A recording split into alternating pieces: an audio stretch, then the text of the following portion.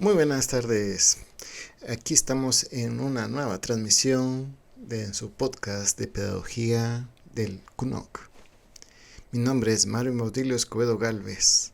Mi número de carnet es 2026-3106. Y vamos a empezar con el chat. Claro que sí, nos escribe Popol Vuh desde Guatemala. ¿Qué tal, Popol Vuh? Cuéntanos, ¿qué nos preguntas?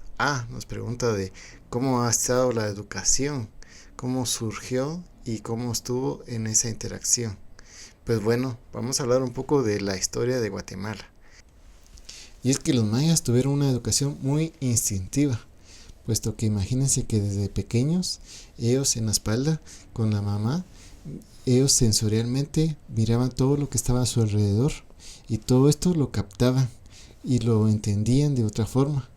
Podemos ver que cuando él crece, el niño, era ya también parte de la familia, ayudando a, por ejemplo, con los granos de maíz, a seleccionarlos y ver cuáles eran los correctos.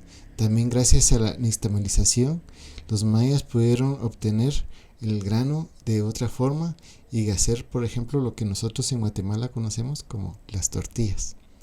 También ellos entendían la cosmovisión, y como esta cosmovisión era que nadie era superior, sino todos se trataban como hermanos.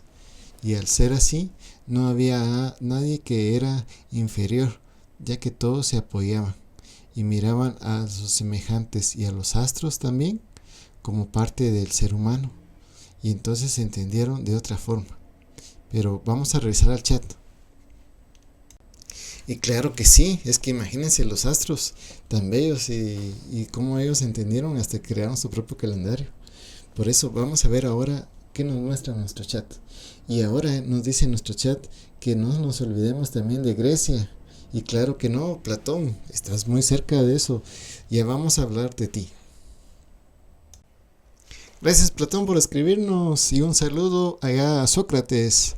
Y es que, ¿cómo no olvidarnos acerca de esto de que viene siendo en la pedagogía? ¿Cómo es que Grecia ayudó demasiado a lo que viene siendo ahora el ser humano? Por ejemplo, ahí existió la primera palabra pedagogo, y era aquella persona que llevaba al alumno, por así decirlo, o era un mozo también, un esclavo, que llevaba al alumno a lo que viene siendo una plaza, y para que él entendiera lo que está en su entorno y él comprendiera lo que una persona está dictando. En este sentido, podemos hablar acerca del método socrático. Y con el método socrático, digamos, el qué, el cómo y el para qué. Y es que con esas formas de pensarlo en la filosofía de ese tiempo, era la forma de que nosotros, por ejemplo, entendiéramos un tema y lo concretáramos a nuestro sentido y a nuestro saber. En eso lo que decía Sócrates era de dar nuestras ideas. Él lo demostraba que nacieran de nosotros mismos. Y sigamos en el chat.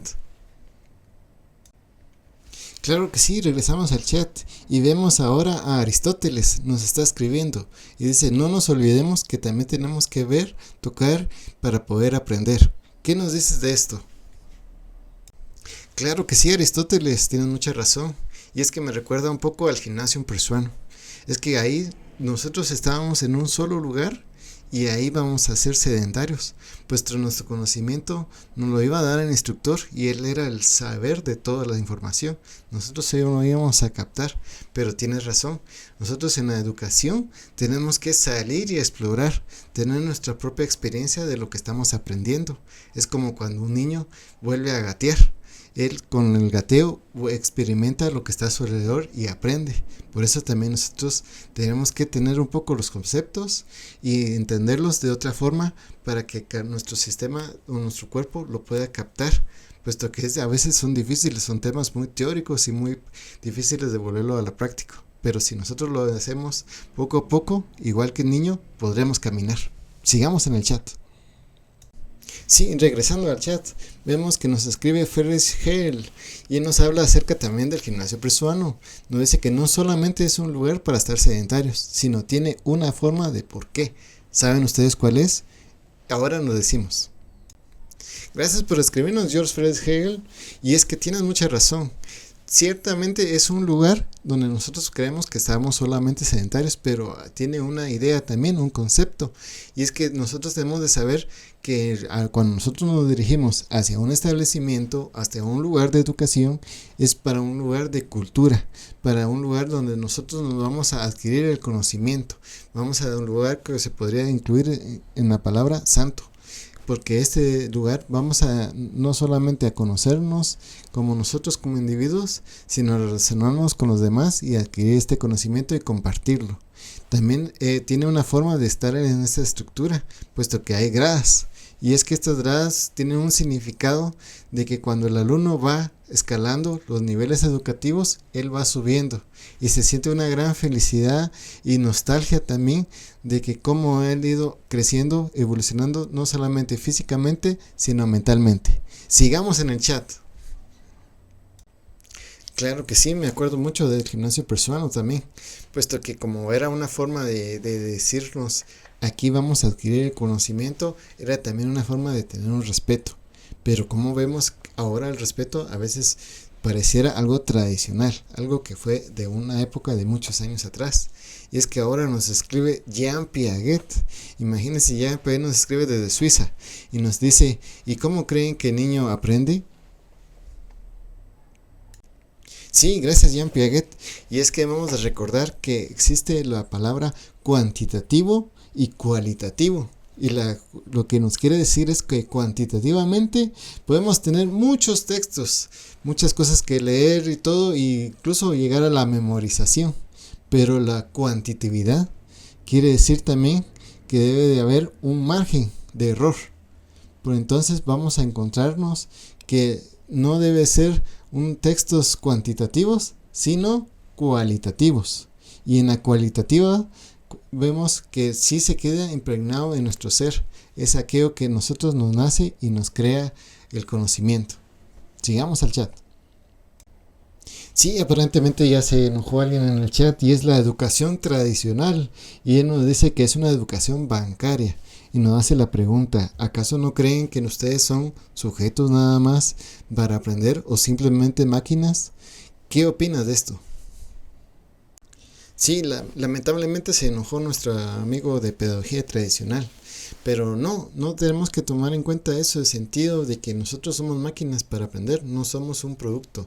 Realmente somos personas que debemos ser conscientes de nuestra área y nuestra involucración en la sociedad. Por lo tanto, eso de volvernos máquinas solamente para estar parte del sistema bancario que existía en aquella época, debemos de olvidarla. Pero ciertamente sí fue algo que nos forjó y nos instituyó en lo que viene siendo ahora la sociedad. Digamos el chat. Sí, ahora nos escribe Pablo Freire y nos dice, debemos de pensar en la pedagogía del oprimido, obra que él creó, y también que nosotros debemos de considerar que la educación no solamente debe ser un enlace para ir a un trabajo o algo laboral, sino también un conocimiento que nos hace mejores personas. Gracias Pablo Freire por escribirnos. Sigamos en el chat. Y es que ahora en el chat nos ha escrito la educación moderna y cómo esta ha cambiado. Y muchas gracias educación moderna. Vamos a ver qué opinamos. Muchas gracias pedagogía moderna. Y cómo nos vamos a quererte mucho pedagogía moderna, porque ha sido nuestro cambio de la sociedad y de nuestra educación a la que vemos viendo actualmente.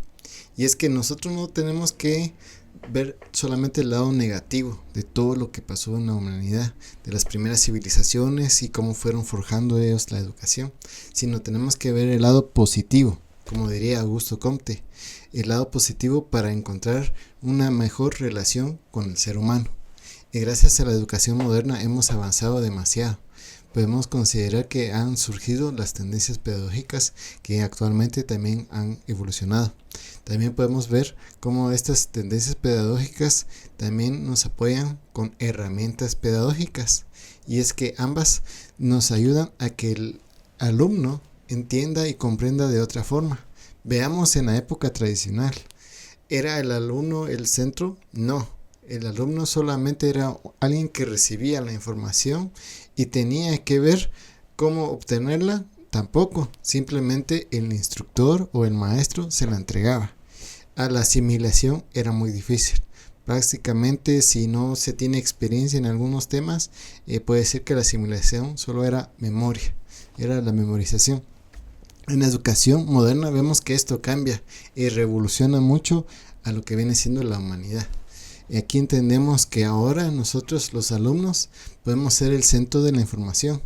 Ciertamente el instructor no queda rebajado, sino queda en una posición que se llama vertical. Ambos estamos aprendiendo.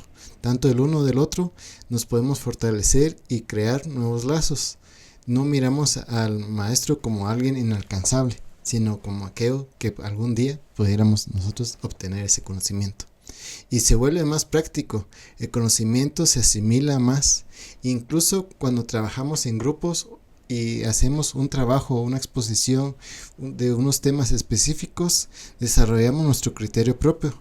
Y como decía Paulo Freire, es que necesariamente tenemos que tener un criterio propio de los temas, de todo lo que se investiga, crearlo y irlo no confrontando, sino obteniendo más conocimiento de nosotros, los demás compañeros.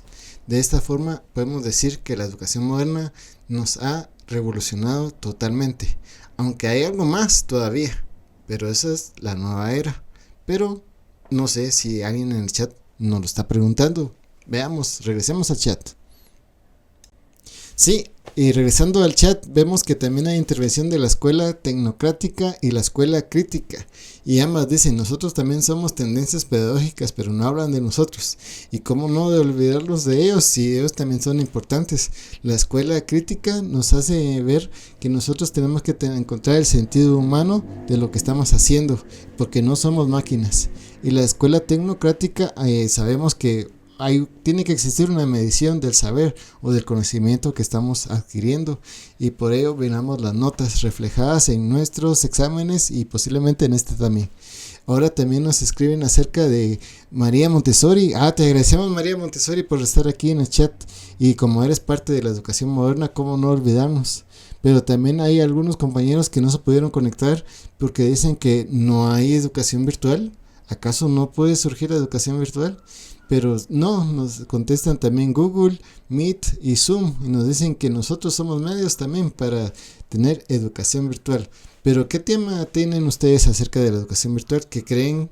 Pues pensemos en esto, lo siguiente. Y es que hablamos de educación.